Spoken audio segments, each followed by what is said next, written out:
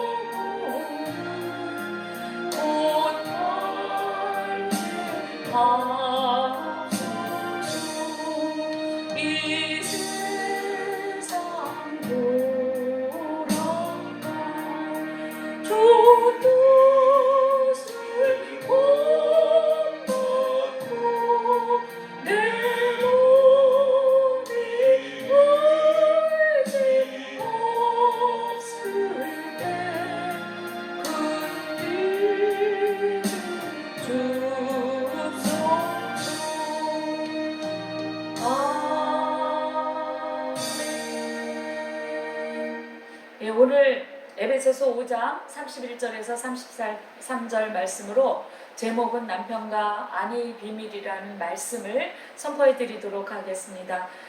에베소 5장 31절부터 33절까지 제가 본문 말씀을 택했는데 사실은 22절부터 문맥이 연결돼야 되기 때문에 제가 5장 22절부터 33절까지 한 절 한 절 풀어드리도록 하겠습니다. 근데 이제 오늘 본문 말씀에 32절에 뭐라 그랬냐면은 33절에 뭐라 그랬냐면 이 비밀이 크도다 그랬잖아요. 그러면서 나는 그리스도와 교회에 대하여 말하노라 그랬어요. 지금 앞에서는 쭉 어떤 말씀이 나오냐면 성경 안에서, 성경 속에서, 말씀 속에서, 다시 말하면 예수님 안에서 부부가 어떤 역할을 하고 어떤 기능을 해야 되는가, 그리고 부부의 그 의무는 무엇인가, 부부의 목적은 무엇인가예요. 다시 말하면 결혼의 목적은 무엇인가에 대해서 오늘 말씀이 쭉 나와 있습니다. 그러면서 바울이 지금 33절에서 이 비밀이 크다 그랬어요. 자, 그러면 우리가 남편과 아내의 비밀이 무엇인지, 그래서 그 비밀이 어떤 것인지를 깨닫고 우리가 예수님 안에서 결혼 생활이 어떤 것인지 한번 알아보도록 하겠습니다. 5장 22절 보시면 아내들이여 자기 남편에게 복종하기를 주께 하듯 하라 그랬잖아요. 이 본절은 상호 복종하라는 명령 중 아내의 의무에 대한 것입니다. 아내는 남편한테 복종해야 된다는 것을 나타내고 있습니다. 이 명령은 여자가 남자보다 열등한 위치에 놓여 있어서 종속관계에 놓여 있음을 암시하는 것이 결코 아닙니다. 바울은 아내가 남편에게 복종해야 하는 기준을 뭐라고 했어요? 죽게 하듯 하라 했어요. 죽게 하듯 하라. 그러면 이 말은 무슨 말이 되겠어요? 남편이 예수님처럼 돼야 된다는 전제가 깔려 있는 거예요. 무조건 맹목적으로 복종하라는 말이 아닙니다. 오늘 제가 이 말씀을 준비한 것은 오늘날 이 사회가 너무나 이 역기능적인 그런 사회이다 보니까 정말 우리가 말씀 속에서 교회에 다니는 분들은 많은데 말씀 속에서 정말 그 결혼의 의미를 모르는 분들이 너무나 많은 것 같았어요. 먼저 저부터 그랬습니다. 그래서 다시 한번 하나님 안에서 우리가 이 공동체를 하나님 안에서 온전하게 이루려면 가정에서부터 공동체 사역이 온전히 이루어져야 됩니다. 그래서 저부터, 그리고 저희 가정부터 정말 그 하나님 안에서의 그 진정한 공동체 가정을 이루도록 하기 위해서 오늘 제가 이 말씀을 다시 한번 준비를 했습니다. 그래서 남편이 예수님처럼 돼야 된다는 것을 전제로 깔고 있는 것을 알 수가 있죠. 왜냐하면 죽게 하듯 하라 이 말씀이 나와 있잖아요. 이 기준을 그리스도인들이 주께 자율적으로 순종하는 것처럼 아내도 주 안에서 자원하는 마음으로 남편의 권위에 따르며 순종해야 함을 의미하고 있습니다. 23절 말씀 보시면 이는 남편이 아내의 머리됨이 그리스도께서 교회의 머리됨과 같음이니 그랬어요.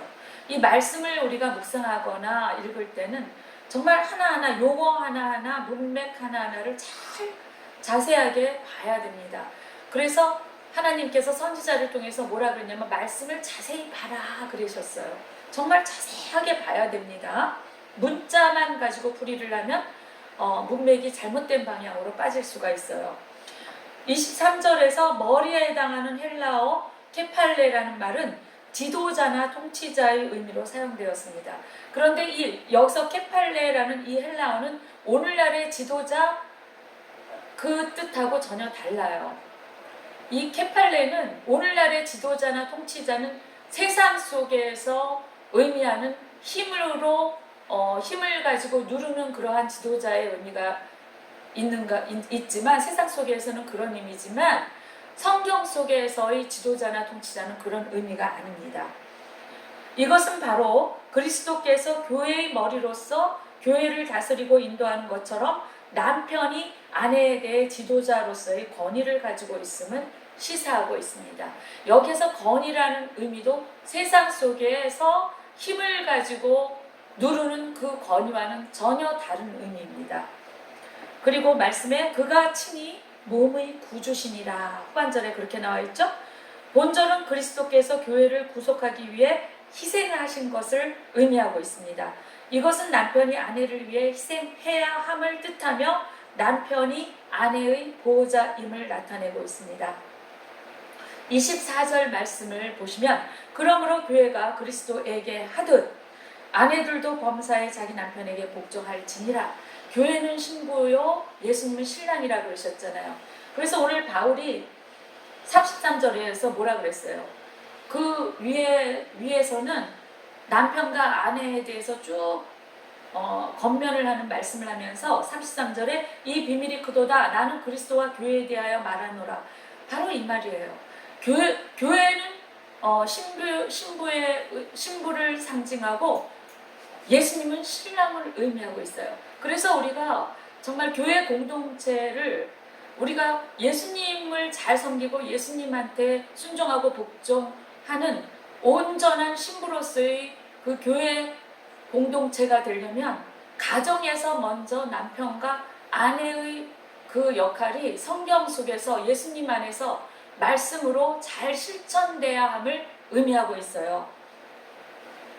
그래서 그가 친히 몸의 구주이시니라 1장 22절 후반절에 그러니까 몸의 구주시니라 누가? 남편이 친히 예수님 몸이니라 이런 뜻이에요. 본절은 그리스도께서 교회를 구속하기 위해서 희생한 것을 나타냅니다. 그래서 24절 말씀에 그러므로 교회가 그리스도에게 하듯 아내들도 범사에 자기 남편에게 복종할지니라 이렇게 연결된 것입니다. 바울은 앞절에서 남편이 아내를 위해 희생함을 전제로 하고 있어요. 예수님이 우리를 위해서 어떻게 하셨습니까? 예수님이 신부인 교회를 위해서 어떻게 하셨어요? 십자가에서 돌아가셨단 말이에요. 그래서 남편들도 그렇게 해야 된다는 것이에요. 남편들도 신부인 아내를 위해서 죽음까지도 기꺼이 줄 수 있어야 된다는 뜻을 의미하고 있습니다. 그래야만 아내의 보호자가 될 수 있다는 뜻입니다. 그래서 그 아내를 위해서 희생함을 전제로 보호자가 됨을 시사한 후에 본절에서 아내의 의무에 대해서 강조하고 있습니다. 남편에 대한 아내의 복종은 그리스도인들의 그리스도를 향한 신뢰와 복종의 관계에서 출발합니다. 이 복종은 단지 명령에 대한 의무로 행하는 것이 아니라 그리스도의 사랑에 대한 보답으로서 사랑에 의해 자발적으로 반응하는 것입니다. 신약에 보면 골로새서나 요한일서나 또 뭐 다른 부분에서 이 결혼에 대해서 그리고 아내와 남편의 관계에 대해서 많이 말씀이 나와 있어요. 다 하나같이 이 남편과 아내와의 관계를 교회와 그리스도의 관계로서 설명한 것을 볼 수가 있습니다. 그래서 굉장히 이 말씀은 중요한 것이에요. 우리가 교회 공동체를 교회에서 성공적으로 정말 신부로서 이 교회 공동체를 성공적으로 이끌어가려면 먼저 가정에서 온전한 공동체가 되어야 됩니다. 그것이 안 되면은 우리가 교회에서 성도들이 아무리 많이 모여도 온전한 공동체로서 온전하고 바른 것을 가르칠 수가 없습니다. 굉장히 중요합니다. 이 복종은 단지 명령에 대한 의무로 행하는 것이 아니라 그리스도의 사랑에 대한 복종으로 보답으로서 사랑에 의해 자발적으로 반응하는 것입니다. 한편 복종할지니라 그랬잖아요. 이 말은 헤포타세타이라는 헬라어로 질서의 의미가 그 속에 포함되어 있습니다. 질서의 의미가 포함되어 있어요. 이것은 남편에 대한 아내의 복종이 여자의 열등함으로 인한 종속적인 의미가 아니라 하나님 질서에 대한 순응임을 시사합니다. 참고로 우리가 여기서 남편과 아내다 그러면 이제 결혼 생활을 하면서 아내의 역할과 남편의 역할이 각각 다 그 기능과 역할이 있습니다. 개성적이고 그 역할이 다 다르고 그 가운데 서로 돋보이면서 온전한 하나의 연합체가 되는 것이 바로 결혼이고 아내와 남편이에요. 그런데 이제 이 아내와 남편의 관계를 강조하다 보니까 여자의 역할, 남자의 역할에 대해서 성도님들이 간간히 오해하는 기절이 있었어요. 어디냐면 디모데전서 2장 11절 13절 제가 참고로 잠깐 풀이해드리고 지나가겠습니다.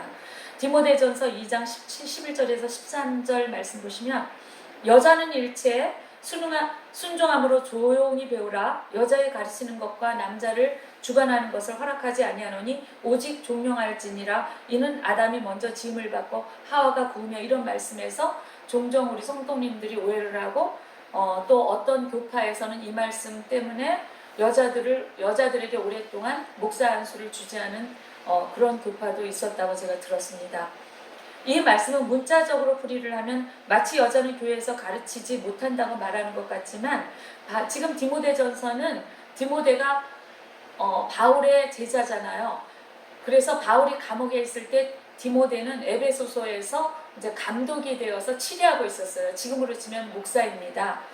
그래서 그런 디모데한테 이제 훈계를 하고 정말 좋은 그런 목자가 되었으면 좋겠다라는 그런 심정으로 이 편지를 쓴 것이에요.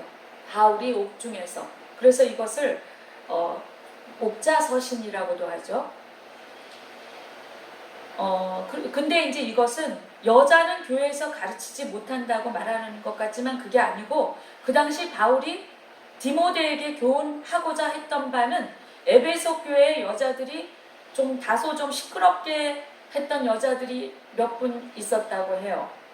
그래서 그런 여자들을 염두에 두고 했던 말이라고 합니다.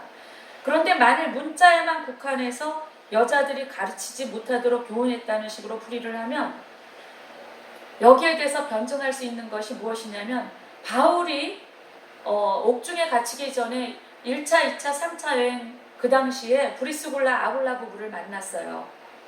그리고 에베소 교회를 떠나오면서 에베소 교회의 브리스굴라와 아굴라를 남겨놓고 가르치도록 허락하고 이제 수리아 안디옥 교회로 돌아갔습니다. 이것이 무엇을 의미하는 것이겠어요? 그리고 실제로 두 부부의 도움도 많이 받았습니다. 특히 아내인 브리스굴라라는 이 이름이 남편인 아굴라라는 이름보다 곳곳에 먼저 나온 것을 볼 수가 있어요. 그 당시에도 여자에 대한 차별이 굉장히 심한 사회였어요. 그래서 신약에 보면은 오병이어 7병이어 5병이어 몇 명 모였다, 7병이어 몇 명 모였다 할 때, 5병이어 5,000명, 7병이어 4,000명 모였다 할 때, 그것은 남자 장정들의 수만 센 것이에요. 그러니까 아이들이나 여자들은 세지 않았다는 거예요. 그것만 봐도 여자들을 많이 차별하는 사회였어요. 지금으로부터 2000년 전이었으니까 여러분 생각해 보세요.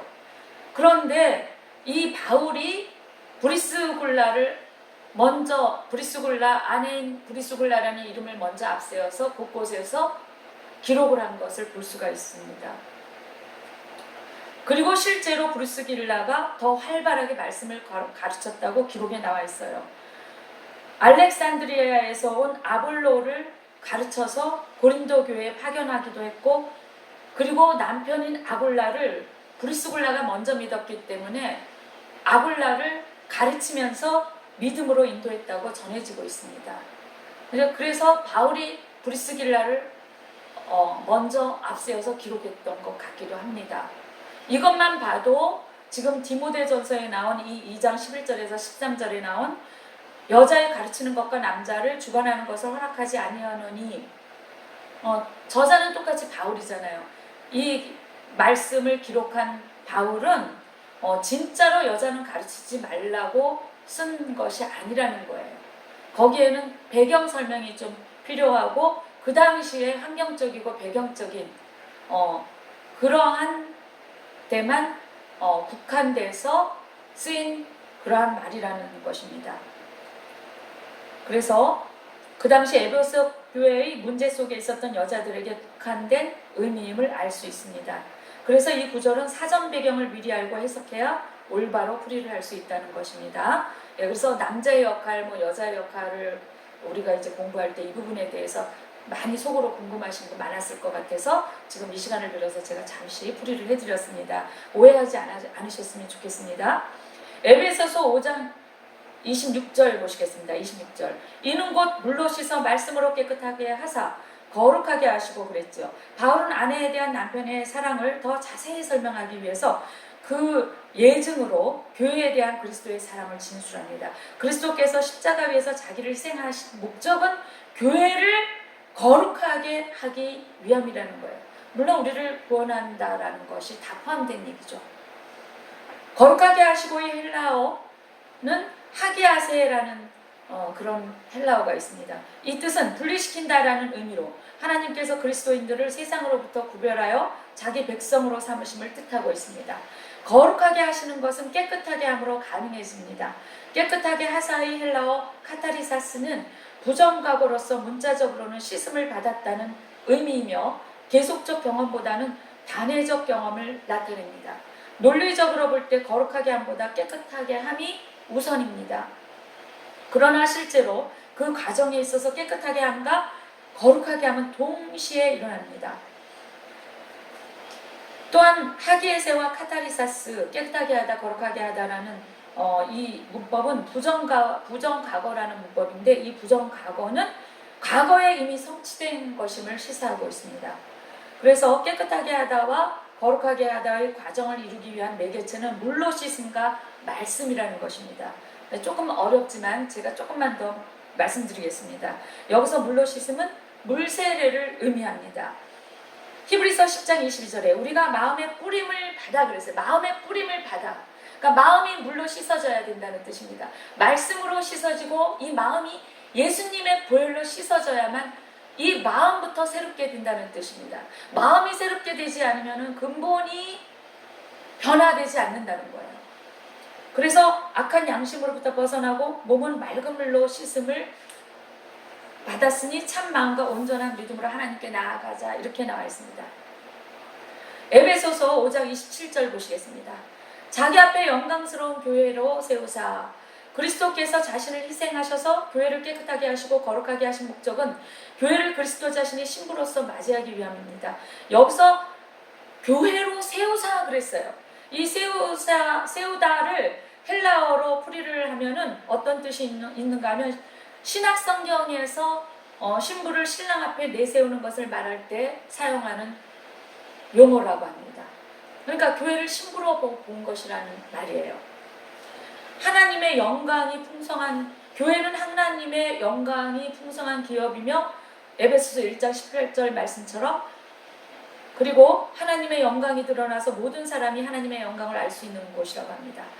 한편 그리스도께서 교회를 신부로 맞이하는 때에 대해서는 두 가지 견해가 있죠. 첫째는 그리스도의 재림의 때, 그리고 둘째는 지금 현재 우리 그 신앙생활을 하는 교회, 그 교회와 신부의 그 교회 신부와 그 예수님 신랑을 의미하고 있습니다. 그래서 그 후반절에 뭐라 그랬어요? 27절 후반절에 처음부터 읽겠습니다. 27절 자기 앞에 영광스러운 교회로 세우사 티나 주름 잡힌 것이나 이런 것들이 없이 거룩하고 흠이 없게 하려 하십니다. 예수님이 우리를 핏값으로 사신 거는 이게 목적이에요. 그러면 지금 남편과 아내의 관계, 다시 말하면 결혼의 관계에 대해서 쭉 말을 하면서 티나 주름 잡힌 것이나 이런 것들이 없이 거룩하고 흠이 없게 하려 하십니다. 이 말씀을 왜 하셨어요? 결혼의 목적이 뭐라는 거예요? 거룩이라는 거예요. 보통 우리 청소년들한테 왜 결혼하고 싶어? 그럼 행복하고 싶어서요. 그런데 실제로 결혼하면 행복합니까? 아니요. 그래서 우스갯소리로 뭐라 그래요? 원수를 사랑하지 않고서는 결혼할 수 없어요. 이러죠? 네, 원수를 사랑하라는 말을 먼저 실천해야 되는 것이 바로 결혼이라는 것이죠. 그 정도로 어렵다는 것이에요. 그렇다고 진짜로 원수를 생각하면 안 되겠죠. 네, 농담입니다. 에베소서 5장 28절 보시겠습니다. 이와 같이 남편들도 자기 아내 사랑하기를 제 몸같이 할지니. 바울은 그리스도와 교회에 대한 설명에서 되돌아와 본 주체인 남편과 아내의 관계에 대해 분명히 밝히고 있습니다.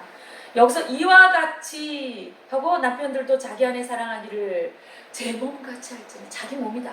남편이 아내를 자기 몸이다. 이거 어디에서 많이 본 것 같지 않습니까? 창세기 2장 23절이에요.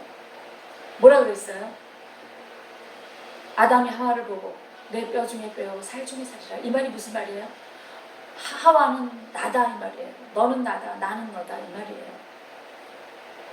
그래서 자기 아내를 사랑하는 자는 자기를 사랑하는 것이다, 이렇게 후반절에 나와 있어요. 그래서 창세기 2장 23절과 문맥을 같이 하는 구절입니다. 남편과 아내는 둘이 연합하여 한 몸을 이루기 때문에 남편이 자기 아내를 사랑하는 것은 곧 자기를 사랑하는 것이 됩니다. 둘이 연합하는 거예요. 합일은 육체로 합의를 이루고, 연합은 정신적인 거, 마음적인 거, 모든 것 다 동력하는 것, 그것이 연합이라는 것입니다. 그래서 우리는 교회는 연합의 공동체지 합일의 공동체가 아니에요.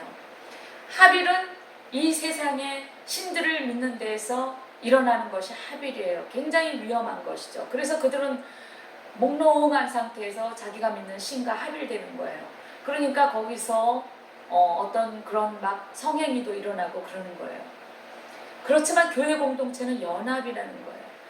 하나님, 성령님, 예수님이 삼위일체 연합의 하나님이었듯이 우리가 이렇게 교회 공동체가 교회 그리스도와 예수님이 연합이듯이 가정에서 남편과 아내가 연합이 되는 거예요.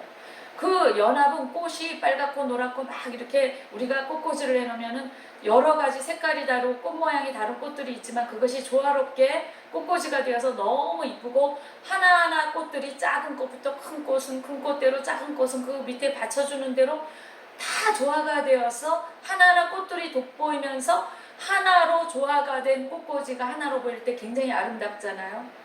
그와 같은 것이 바로 연합이라는 것입니다. 그런데 보통 알고 있는 가정에서의 남편과 아내의 그 기능 역할은 역기능적으로 이해하고 있다는 거예요. 남편이 아내를 뭐 쥐락펴락하든가 누르던가 이런 것으로 아내는 드러나면 안 된다라고 생각하든가 아내는 다소곳해야만 된다든가 이런 식으로만 생각하고 있다는 거예요. 그렇지만 하나님이 원하는 그러한 남편과 아내는 그것이 아니라는 거예요. 그 비밀이 다 어디에 있느냐면 교회와 그리스도의 관계에 있고 또 우리가 신앙적인 생활을 할 때 예수님과 나와의 관계 그리고 교회와 예수님의 관계를 온전하고 올바르게 이해를 하려면 남편과 아내의 관계가 성경적으로 온전하게 정립이 바르게 되었는가를 보면 알 수 있습니다. 그것이 다 연결되어 있어요. 따로따로가 아닌 것입니다. 29절 보시면 누구든지 언제든지 자기 육체를 미워하지 않고 오직 양육하여 보호하기를 그리스도께서 교회에게 함과 같이 하나니. 바울은 본절에서 아내에 대한 남편의 사랑을 교회에 대한 그리스도의 사랑과 비교하여 보다 구체적으로 설명하고 있습니다. 여기서 그러니까 지금 이 바울이 곳곳에서 아내와 남편의 관계, 자녀들의 관계, 이웃과의 관계, 사회의 관계, 국가의 관계 그것이 다 연합해서 한 공동체가 되어야 된다는 것을 강조하고 있는 거예요. 여기서 양육하고 보호하기를 이라고 번역된 헬라어 에크트레페이 카이 달페이 이 헬라어는 몰라도 좋습니다. 이것은 문자적으로 뜻이 무엇이냐면 뜻만 이해하면 돼요. 성숙하기까지 따뜻하게 감싼다. 그런데 그것을 또 헬라어의 원어에 가깝게 더 풀이를 하면 사람은 누구나 자기 몸을 정성을 다하여 가꾸며 보호하며 돌보는 것을 나타내는데 이러한 모습은 그리스도께서 교회를 위하여 행하신 모습으로서 남편도 이와 똑같은 원리로 아내를 돌보고 보호하여 성숙하게 자라날 수 있도록 인도해야 한다는 뜻입니다. 그런데 이것이 반대로 아내는 성숙한데 남편이 성숙하지 못하든가 남편은 성숙한데 아내는 성숙하지 못하던가 이렇게 되면은 이제 둘이 맞춰지고 그리스도 안에서 성숙하게 되기까지 좀 과정이 필요하고 훈련이 필요하고 고통도 필요하고 어려움이 있겠죠. 어려움이 없을 수가 없겠죠. 그 과정을 못 견디면 이제 뭐 별거한다, 이혼한다 이제 이런 말이 나오는 거겠죠. 네, 저도 마찬가지였습니다. 하나님은 부부의 관계에 있어서 단순히 인간적인 애정의 차원이 아니라 그리스도와 교회와의 관계처럼 깊은 영적 차원으로의 성숙을 요구하고 있습니다. 왜 하나님이 아담과 하와를 지으셨건 남편과 아내를 지으셨나? 교회와 그리스도의 관계를 알려주기 위해서고 하나님이 어떤 분인지 알려주기 위해서입니다. 그래서 그 관계가 점점점 깊어지고 성숙해져서 영적 차원으로까지 가야 된다는 것을 의미하고 있어요. 에베소서 5장 30절 보시면 우리는 그 몸의 지체임이라 본절은 그리스도께서 교회를 돌보는 이유입니다. 그리스도인들은 그리스도의 몸된 교회를 이루는 지체들입니다. 그리스도와 그리스도인들의 관계는 뗄래야 뗄 수 없는 관계입니다. 그리스도께서 지체들의 모임인 교회를 양육하고 인도하시는 것처럼 남편도 자신의 몸인 아내를 잘 인도함으로 성숙된 길로 나아가야 함을 의미하고 있습니다. 그런데 꼭 남편만 인도해야 된다는 그런 말도 아니에요. 때로는 아내가 성숙하면 아내가 인도할 수도 있다는 것을 의미하고 있습니다. 에베소서 5장 31절에 보시면 그렇다고 아내가 남편의 기능 역할까지 담당하는 뜻은 아닙니다. 오해 없으시길 바랍니다. 에베소서 5장 31절 보시면 이러므로 사람이 부모를 떠나 그 아내와 합하여 그들이 한 육체가 될지니 이렇게